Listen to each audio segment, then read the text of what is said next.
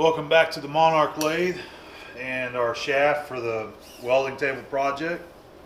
So we're down to the last machining op that we've got to do, and that's just going to be this in here. We've got to face it, center drill it, and then we're going to turn it and thread it. Turn it down to 4" and thread it for a four pitch or 4 threads per inch. And that's the threads that's going to fit the face plate, so it'll screw up into it. So I think that's about it. Everything else, all this other end is done. So we're going to go ahead and I'm going to get started on it. By the way, my buddy Gil had helped me set this back into the machine. So thanks, Gil. He came over the weekend and we got it set back up. So I don't know if I'm going to be doing any really heavy cutting this time. I mean, we've only got a 1/2 inch. Let me see. No, I'm sorry. We got 1.5 inches to come off. I don't know if the this end down here, I'm only using soft jaws so it doesn't mar the finish up down here. So I don't know if that will handle the tool pressure of a really heavy and aggressive cut. So we may not take as much as we did when we were doing this end down here. So we'll see. So let me get my tools set up and we'll go ahead and get started on it, okay? Alright, I can't run this real fast. The surface of the chrome here, you can maybe you can see it. We've got all those really fine scratches in the surface there, which kind of makes the steady wrist roar whenever it's spinning. But I've got it on 264 and I think that'll work. I'm going to go ahead and make sure my tool's on center.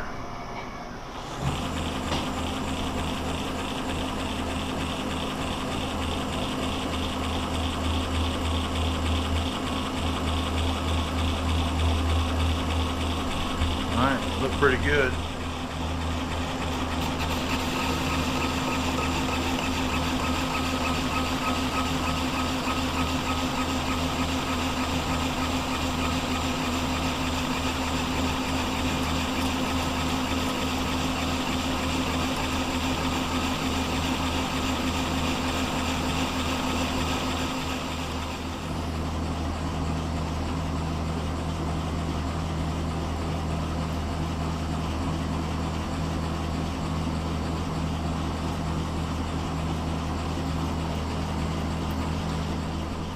Okay, I got my stop set 3 3/4 back.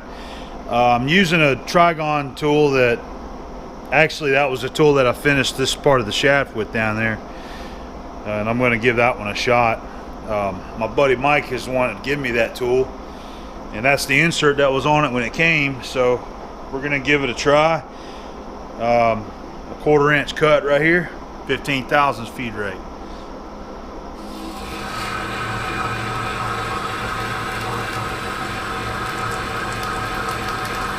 Alright, that don't look too bad.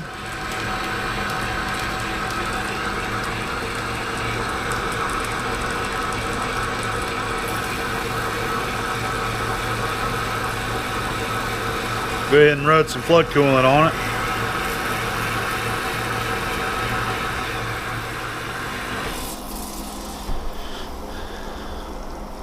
That did pretty good. I think we'll just keep going at that. 1/4 inch a pass.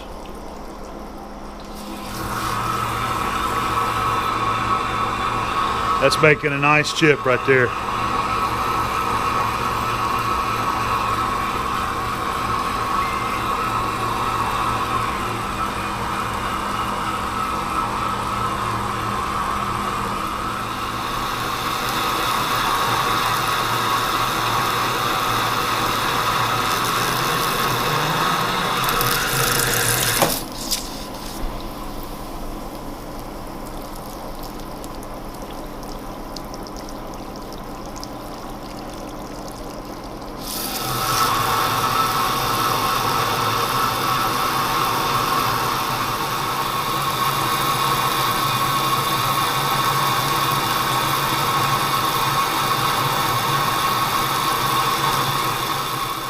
So I turned some of it down the other day, and I was going to show you that, like, these are my granddad's very old Starrett veneer calipers, and what I like to use them for is jobs like this. For a quick reference, since they have such a big jaw on them, you can easily use them to just measure quickly and find out, you know, how much more you've got to come down. I'm not using it for a very accurate reading.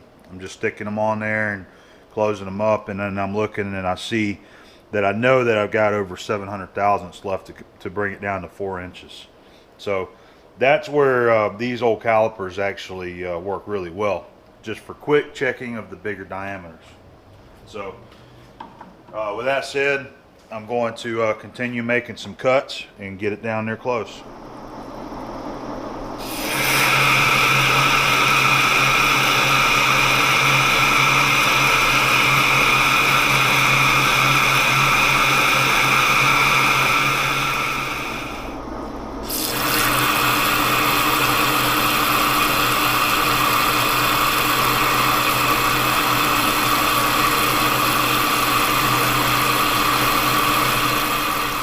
All right, that was our first 50 thousandths pass across there, and that insert's leaving a good finish. It's plenty good for our threading. Okay, that showed about 48 and a half. All right, we're good. I'm just going to call that 48 thousandths. So I'm going to dial in 53. That should put us 5 thousandths under.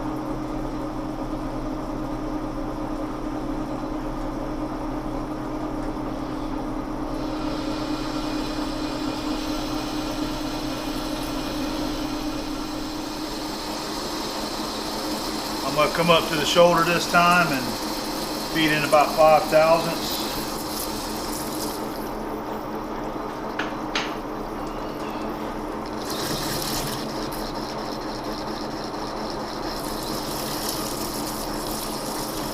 Just letting the tool face back and clean it up there. We'll do a check and see where I'm at on the shoulder length. If we need to, we'll take a little more off that.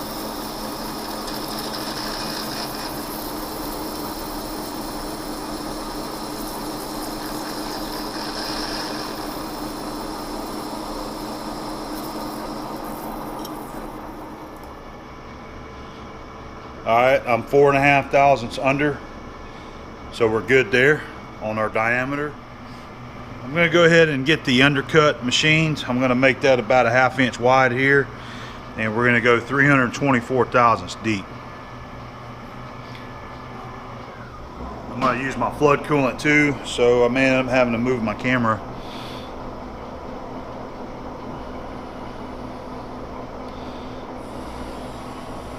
Let's go ahead and get it touched off. I'll set my 0 here, and we may get some chatter here, so we'll see. Might have to use a steady rest.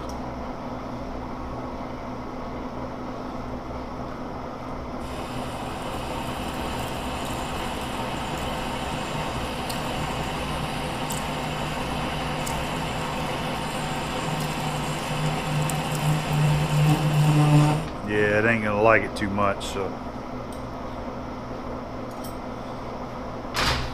let me go ahead and get my steady rest set up, and then we'll come back. All right, it ain't liking it too much, but this steady rest isn't very heavy duty. But all right, so I've shortened up the quill on the tailstock, and I made sure all this was tight again. I slowed the RPM down, so we're running a slower speed. And let's see what it does now. Now I may just have to go ahead and step it over some and widen it out so it's not cutting that full radius there.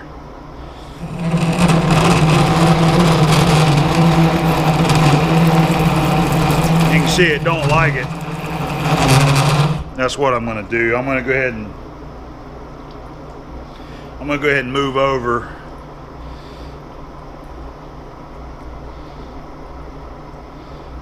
We'll go back in there.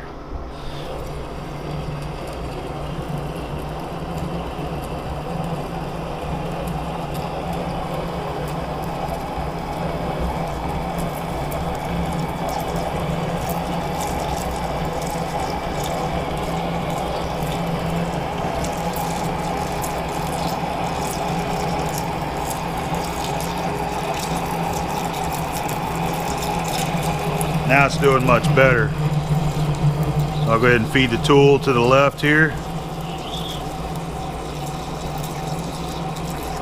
Widen it out a little bit. I'm going back in. Alright, that's 325 on the dial. I'll bring it back to the right.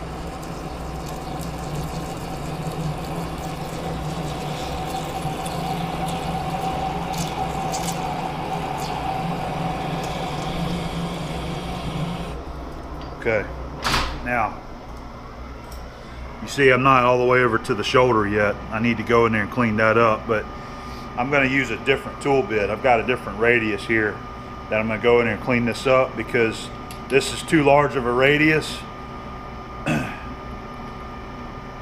So if I left it that radius there, it wouldn't shoulder up on the faceplate like I need to. So I'm just getting at the depth and the width that I want. Then I'm going to touch this side up with that tool there. Alright, just going to do some chamfers before we move on to threading.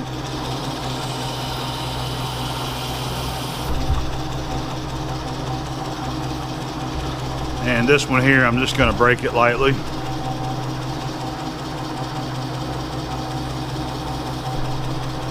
Okay. Alright guys, we're about to start on our 4-pitch threading, and I'm going to bring you in closer so you can see it. So here's the sample plug that I have already made, and this actually fits the faceplate really good. I'm going to try to make this thread at least a couple thousand smaller on the pitch diameter than this one, so that it's a little bit easier to screw into. So let's get rolling.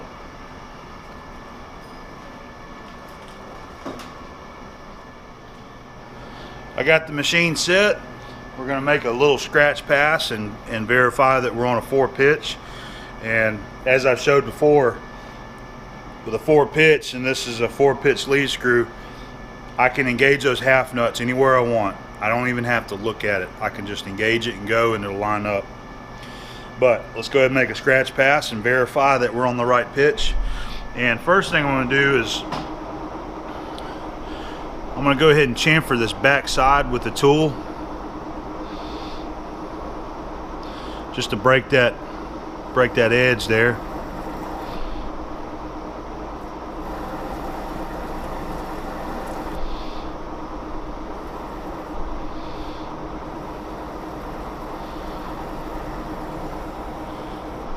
All right. Now I've already got my cross slide set to 0. And as I said before, this has the cross dial stop, which is this guy here. So every time I back out like that, I'll come back in to a positive stop on 0. Okay. So I still have to use the compound here to touch off. That's what we're going to go ahead and do now. And I've got the tailstock tight, steady rest tight. And I did re-hone the tool bit before I started.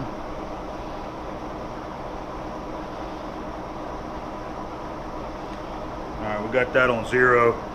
Looks like I've moved just a little bit. Might be from the steady rest here.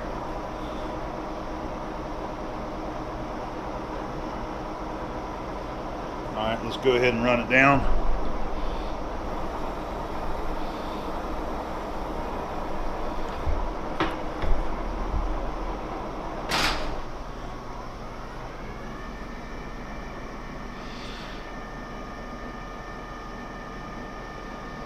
So it's on the corner on both of those, so that looks good.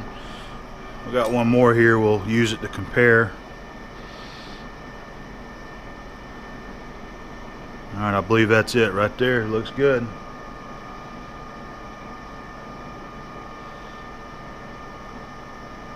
Okay, I think we're gonna go with that. It should be it. That's what it is on my quick change. It's on 4. So So I got to go in on the compound here. We got to go in approximately 3/8, but it's probably going to be around 385 thousandths. We'll move in 50 thousandths to get some coolant going.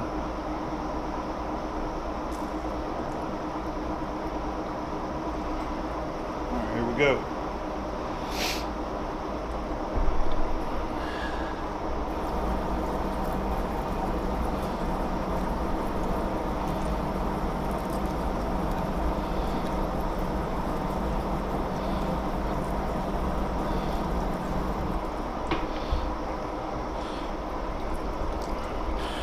Not doing quick draw method today. We're taking it nice and easy. That's another 50 thousandths, and go ahead and engage.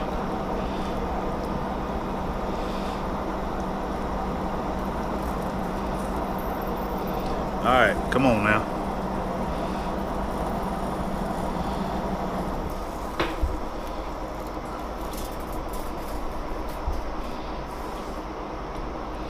Go another 50.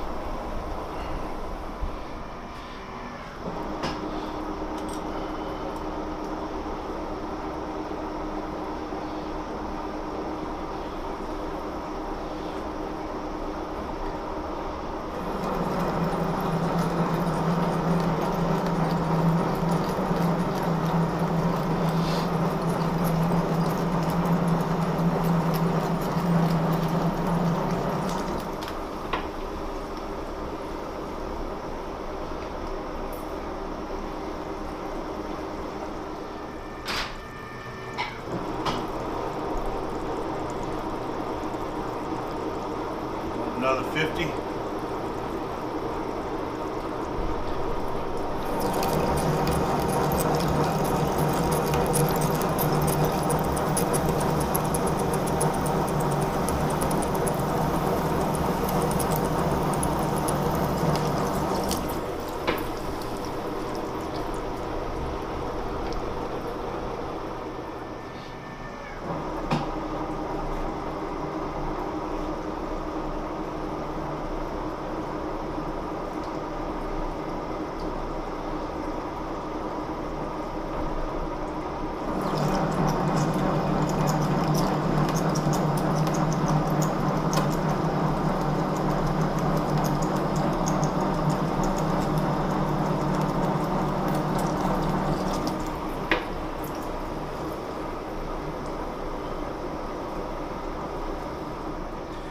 All right, so I'm up to a 350 on my depth here, and we've been taking some pretty stout cuts at 50 thousandths. So I'm gonna go ahead and back down, and we'll go to, I'm gonna just take 10 that time and let it do a little bit of a spring pass. And once we get it down there close, I'll pull that tool out and we'll do a fresh hone on it.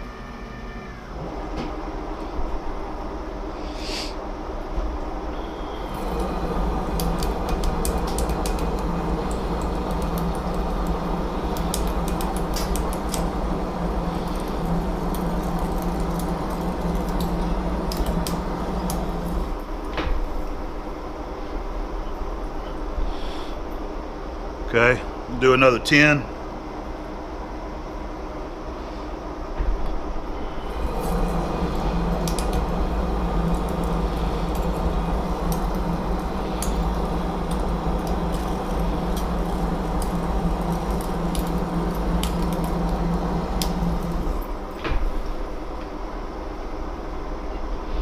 Looking good, looking good. Cutting a nice looking thread. Alright, I freshened up the tool by honing it. Just leave it right here in the tool block and hone it. and that also removes the built-up edge on there. So we're down to just some really light cuts, and hopefully doing that will leave us a better finish.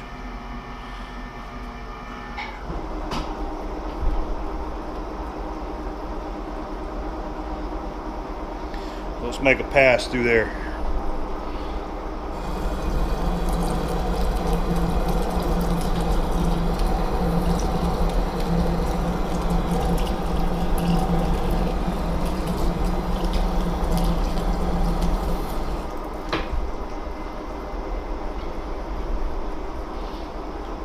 Take one more. These are just spring passes to clean it up.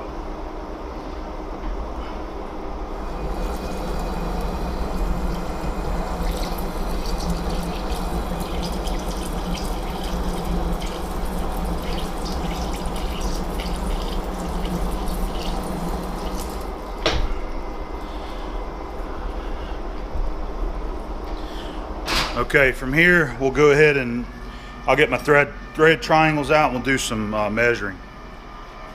Okay, I'm going to go ahead and do another check with my triangles now. After I last turned you off, I realized that I was still like 25 thousandths off on my compound. I thought it still looked a little bit shallow, and I recounted and realized that I was looking at this wrong. So this is the chart that comes with my thread triangles here, and you take the pitch and then the constant, which is in the row B, and you add that to your nominal size. In my case, it's 4 inch, and then with a 4 pitch, you add 0.0211 to your diameter, and that's what you should measure your thread pitch, your pitch diameter. Now, on the slug that I made here, the test sample, I actually was miking that about 4 inches 28 thousandths. So as long as I'm underneath that, I think that this thread should fit fine. This is very tricky right here.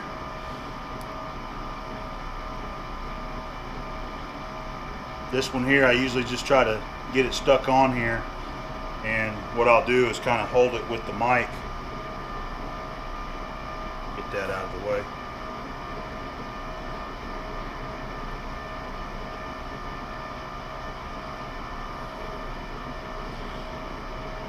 All right, and then as I'm holding the top one down, I'm going to slide the bottom one in underneath the mic there. Just try to get a little bit of pressure on it to hold it, like that.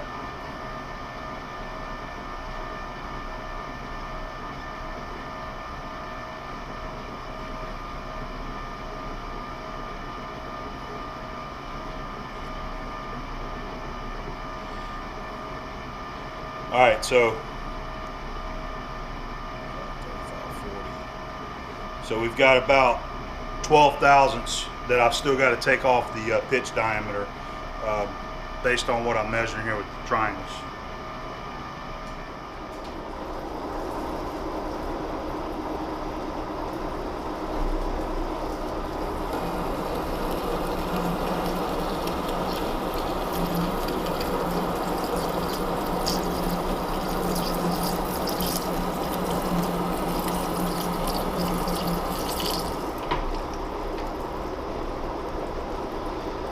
Taking some really light cuts here, trying to clean it up good.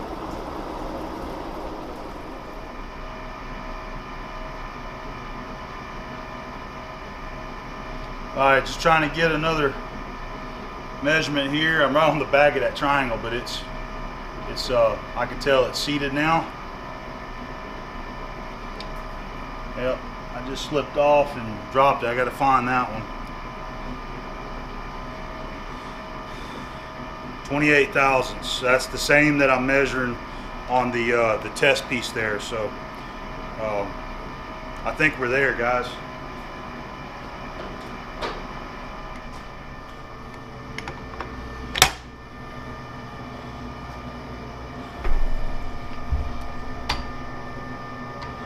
See if we can clean that last thread up a little bit before we do some filing.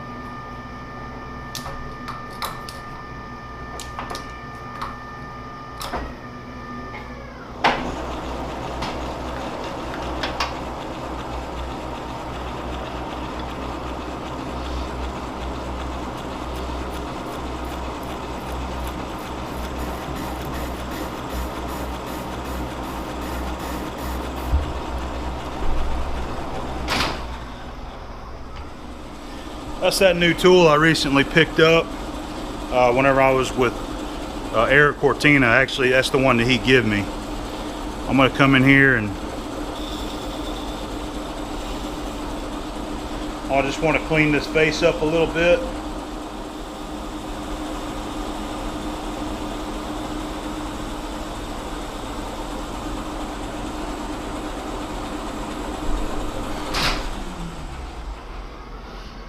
Yeah, that feels much better.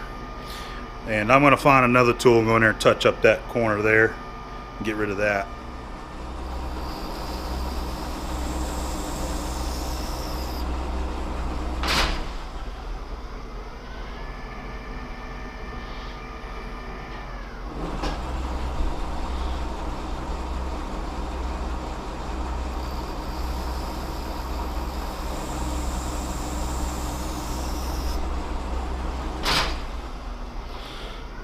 I think that'll work.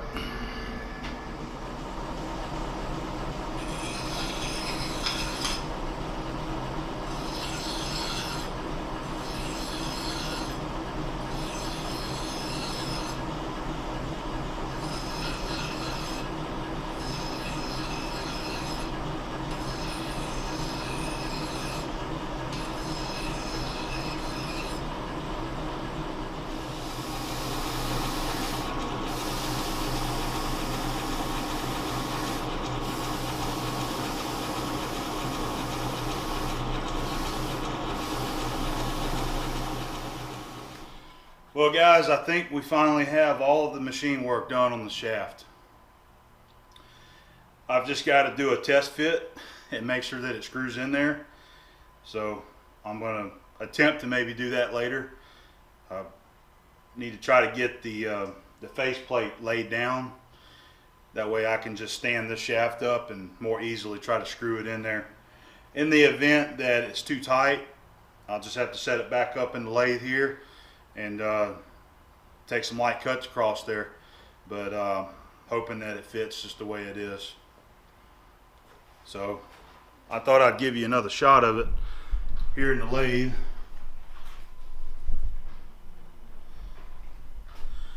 Threads turned out pretty good. They look nice, as does the rest of the shaft. It all worked out pretty well. Now, I was going to point out that this surface here, you can probably see some reflection there. You can see the scratches. Now, there's nothing that I can do about these scratches. That's in the chrome there.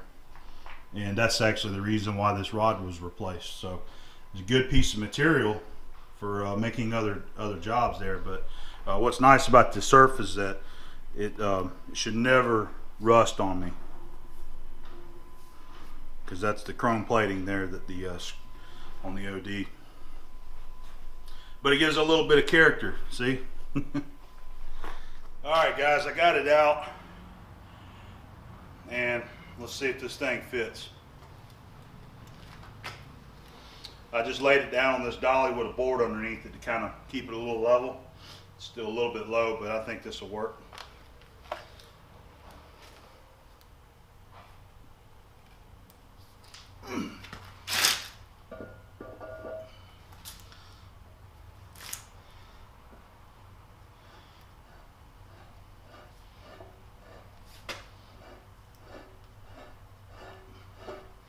Alright, it started. Feels like a pretty good fit so far. Get it down in there and see if it gets tight. Before I get too far, I do want to, let's put a little WD-40 on it.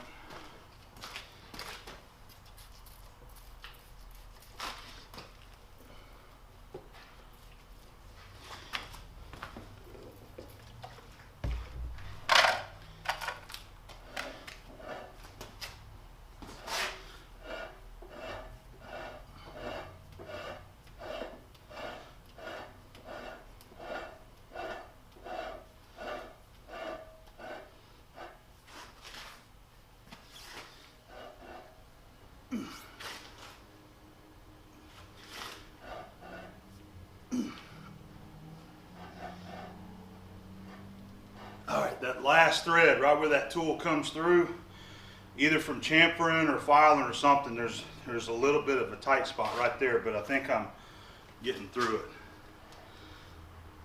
it. It's really close. And I'm just about to face it. Screw them up to, you know, face to face there. I think that's it right there.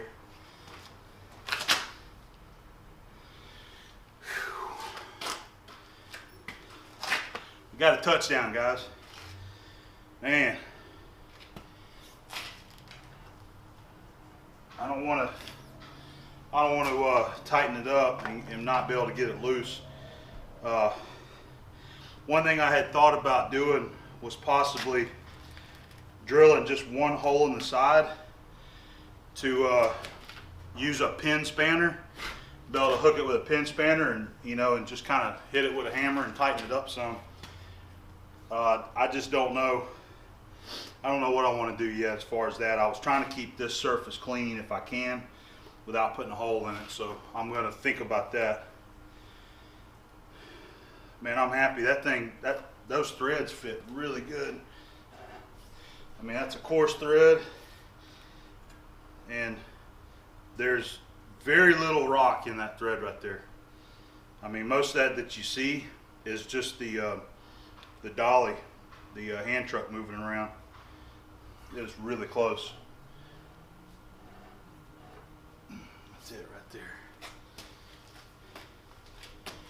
All right, well, maybe let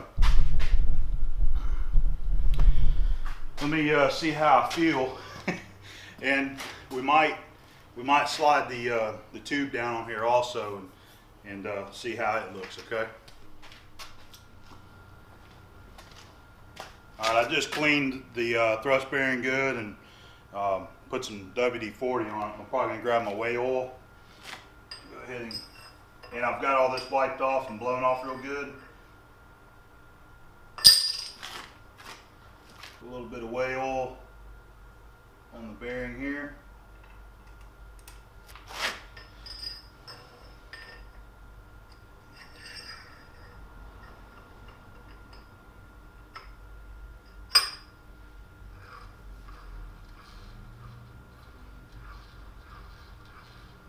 Okay.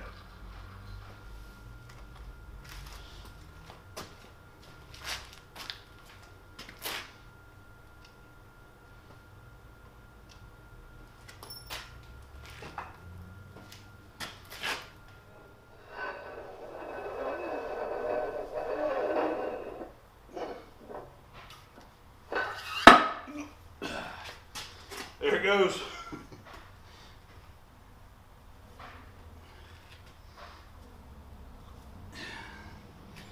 It's like a dream, man.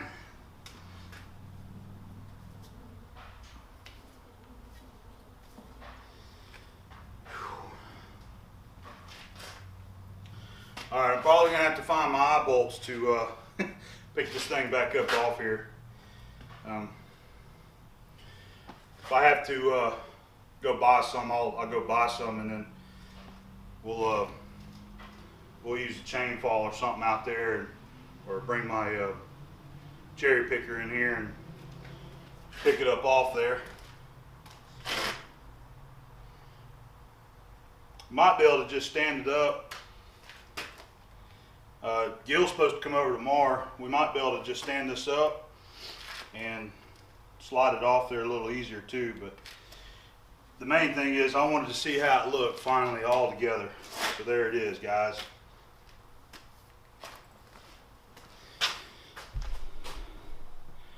Granted, it is upside down, but it's coming along.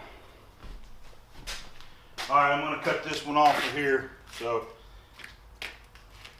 we'll get started on the next phase. We got to make the T-handle. I've got the material for that, and I've got to get the base plate over here in the middle and do some boring and some more drilling.